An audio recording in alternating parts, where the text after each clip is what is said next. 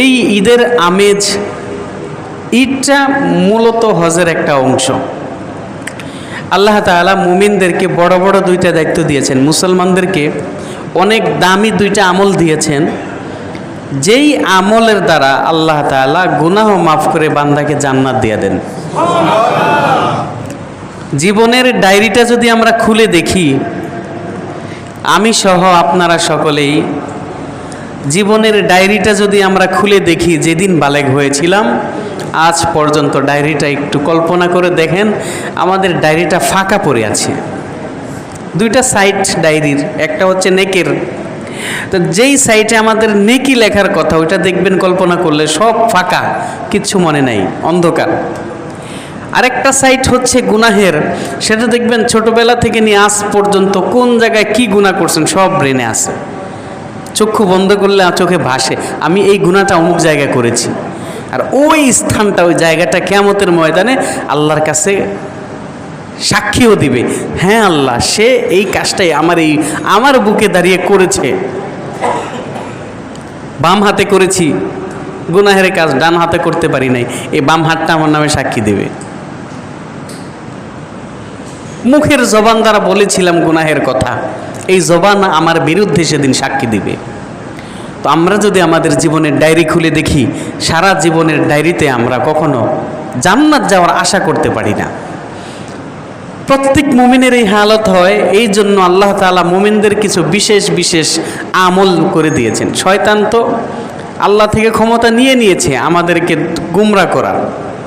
এই জন্য আল্লাহ তাআলা বাবা আদমকে তো প্রতিশ্রুতি দিয়েছিলেন ক্ষমা করতেই থাকবেন, তো ক্ষমা করবেন একটা ওসিলা লাগবে না? বাবা আদমকে আল্লাহ বলেছেন না, আমি তোমার উম্মত, তোমার সন্তানকে ক্ষমা করতেই থাকবো, ওলা উবালি, আমি কারো পরোয়া করি না, যতক্ষণ পর্যন্ত ক্ষমা চাইতে থাকবে আমি ক্ষমা করতেই থাকবো। এটা তো একটা ওসিলা লাগবে। কেন ওসিলাটা লাগবে এটা বুঝেন ভাই? ওসিলা লাগবে একটা কারণ, যে আমরা এত গাফেল, আল্লাহ বসে আছেন দরবারে ক্ষমা করার জন্য, অথচ আমরা ক্ষমাও চাই না। আমরা এত গাফেল, এত নালায়েক আমরা, আল্লাহ বসে আছেন ক্ষমা করে দিবেন, আমরা ক্ষমাটা পর্যন্ত চাই না। এই জন্য আল্লাহ ওসিলা দিয়ে দিচ্ছেন। একটা ওসিলা হচ্ছে রমাদানুল মুবারক, রমজান মাস। এই রমজানুল মুবারকে আল্লাহ তাআলা তার কোটি কোটি বান্দাকে ক্ষমা করে দেন। এই রমাদানুল মুবারকের ভিতরে আবার আল্লাহ দিয়েছেন লাইলাতুল কদর। ওই লাইলাতুল কদরের এক একটা মুহূর্তে আল্লাহ তাআলা কোটি কোটি বান্দাকে ক্ষমা করে দেন। সেই রমজানের শেষ, এই রমজানের পরিসমাপ্তি হয়েছে ঈদুল ফিতরের দ্বারা, আর এই ঈদুল ফিতরের শুরু হইল সদকাতুল ফিতর দ্বারা। আরেকটা গুরুত্বপূর্ণ আমল আল্লাহ দিয়েছেন হজ, হজ্জে বাইতুল্লাহ। এ হজ্জে বাইতুল্লাহর শুরু হচ্ছে, শেষ হচ্ছে ঈদুল আজহা দ্বারা, আর এর শুরু হচ্ছে কুরবানি দ্বারা। একদম কুরবানির থেকে নিয়ে ঈদুল আজহার মাধ্যমে পুরোপুরি হজটাকে আল্লাহ তাআলা পরিসমাপ্তি ঘটাইলেন বড় বড় দুইটা কাজের দ্বারা।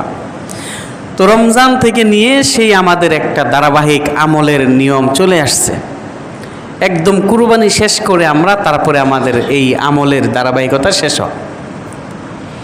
আর এই বিশেষ করে কুরবানির সাথে সম্পৃক্ত দিনগুলো হচ্ছে গিয়া 1 তারিখ থেকে নিয়ে 10 তারিখ ঈদের দিন পর্যন্ত, এই 10টা দিন। এই 10 দিনের গুরুত্বটা একটু বেশি। গত সপ্তাহে কিঞ্চিত বলেছিলাম এর আমল সম্পর্কে। আল্লাহ রাব্বুল আলামিন তিনি হচ্ছেন আহকামুল হাকিমিন, তিনি আমাদের প্রভু, আমাদের মালিক।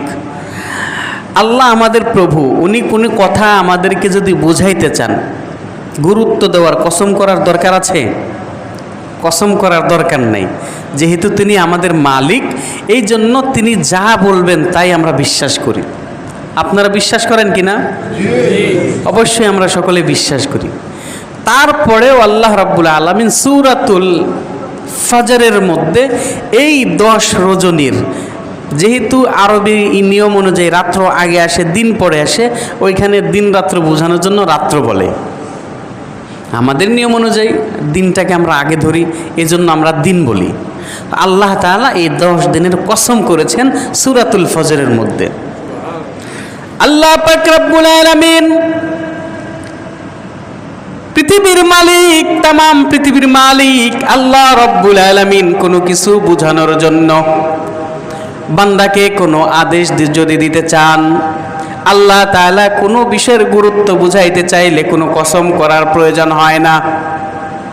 কারণ তিনি আমাদের মালিক, তামাম পৃথিবীর মালিক, সারা জাহানের পালনকর্তা আল্লাহ রব্বুল আলামিন। তারপরেও এই 10 দিনের গুরুত্ব বোঝানোর জন্য সূরাতুল ফজরের মধ্যে আল্লাহ রব্বুল আলামিন কসম করেছেন।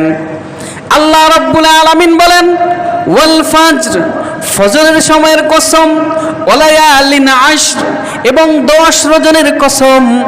এই 10 রজনী হলো জিলহজ মাসের 1 থেকে নিয়ে 10 তারিখ পর্যন্ত। মহান আল্লাহ রব্বুল আলামিন কোন জিনিসের গুরুত্ব বোঝানোর জন্য যখন কসম করেন, আল্লাহ রব্বুল আলামিন আমাদের কথা বোঝানোর জন্য কসমের কোনো দরকার নাই। এরপরেও কেন কসম করলেন? আল্লাহ রব্বুল আলামিন বুঝাইতে চাইলেন, বান্দারে আমি আল্লাহ, তোমাদেরকে কিছু বুঝাইতে হইলে তো কসমের প্রয়োজন নাই। এরপরও আমি আল্লাহ এই 10 রজনীর কসম করেছি, কেন তোমরা জানো নি? এই 10 দিনের আমল আমি আল্লাহ রব্বুল আলামিনের কাছে এত দামি। এই 10 দিনের একটা মুহূর্ত যদি বান্দা ইখলাসের সাথে আমি আল্লাহর ইবাদত করতে পারো, আমি আল্লাহ এই 10 দিনের একটা মুহূর্তের আমলের খাতিরে তোমার জিন্দগির তামাম গুনাহগুলো মাফ করে দিব। বলেন তো আমাদের মালিককে, আমাদের সকলের মালিককে? মহান আল্লাহ রব্বুল আলামিন এই 10 দিনের এত মর্যাদা দান করেছেন। আল্লাহর হাবিব জনাবে মুহাম্মদুর রাসূলুল্লাহ সাল্লাল্লাহু আলাইহি ওয়াসাল্লাম এই 10 দিনের ইবাদত সম্পর্কে বলেন। সহিহ বুখারীর 969 নম্বর হাদিস, عن ابن عباس رضي الله تعالى عنه قال قال رسول الله صلى الله عليه وسلم, আল্লাহর নবী, বিশ্ব নবী রাহমাতুল লিল আলামিন পৃথিবীর মানুষদেরকে ইরশাদ করে গেছেন। আল্লাহর নবী বলেন, মাল আমালু আহাব্বা ইলাল্লাহি মিন আশরি জিলহিজ্জা, আল্লাহ রাব্বুল আলামিনের কাছে এই জিলহজ মাসের 10 দিনের আমলের যে দাম, অন্য কোন মাসে অন্য কোন সময়ে আমল এর চেয়ে বেশি দাম না।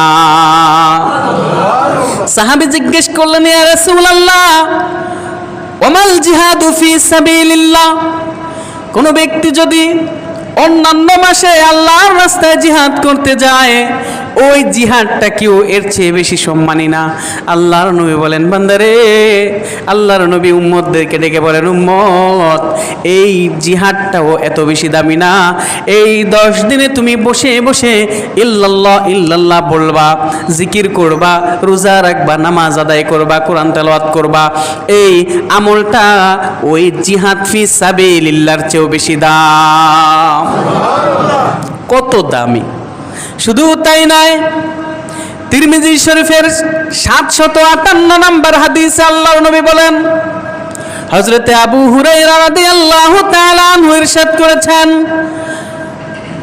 قال رسول الله صلى الله عليه وسلم ما من أيام أحب إلى الله أن يتعبد له فيه من عشر الحجة, জিলহজ মাসের যেই 10টা দিন আল্লাহ রব্বুল আলামিন আমাদেরকে দান করেছেন, এই 10 দিনে বান্দা আল্লাহর ইবাদত করবে, এই ইবাদতের চেয়ে অন্য কোনো দিন আল্লাহর কাছে এত প্রিয় না। আল্লাহর দরবারে কেমন প্রিয়? মায়ের নবী বলেন, ইয়াদিলু কুল্লু সিয়ামুন মিনহা বিসিয়ামিস সানা, জিলহজ মাসের 1 তারিখ থেকে 9 তারিখ পর্যন্ত বান্দা এক একটা রোজা রাখবে, আল্লাহ রাব্বুল আলামিন এই রোজার বিনিময় দিবেন, বান্দারে তুমি তো আমি আল্লাহর জন্য একটা রোজা রাখছো, আল্লাহ রাব্বুল আলামিন একটা রোজার বিনিময়ে বান্দাকে 1 বছর নফল রোজার সওয়াব দান করে দেয়। রোজা রাখছে একটা, সোয়াব কয়টা? 1 বছরের সোয়াব। যদি 9টা রোজা, যেহেতু ঈদের দিন রোজা রাখা হারাম নিষেধ, 1 থেকে 9 তারিখ পর্যন্ত রোজা রাখা যাবে। তো আমরা যদি কেউ 9টা রোজা রাখতে পারি, কয় বছর রোজা রাখার সোয়াব পাবো? 9 বছর রোজা রাখার সোয়াব। এরপরে আল্লাহর নবী বলেন, ও কিয়ামু কুল্লি লাইলাতিন মিনহা বিকিয়ামি লাইলাতিল কদর। কোনো ব্যক্তি এই দিনের রাত্রের বেলায় যখন কোনো আমল করবে, এই বান্দা লাইলাতুল কদরে আমল করার সময় যে পরিমাণ সওয়াব পাইতো, আল্লাহ রব্বুল আলামিন এই বান্দার আমল নামায় সেই লাইলাতুল কদরের ইবাদতের সওয়াব দান করে দেয়। কত দামি দিনগুলা আল্লাহ তাআলা আমাদেরকে দান করে দিয়েছেন। এজন্য এখনও তো সময় আছে না?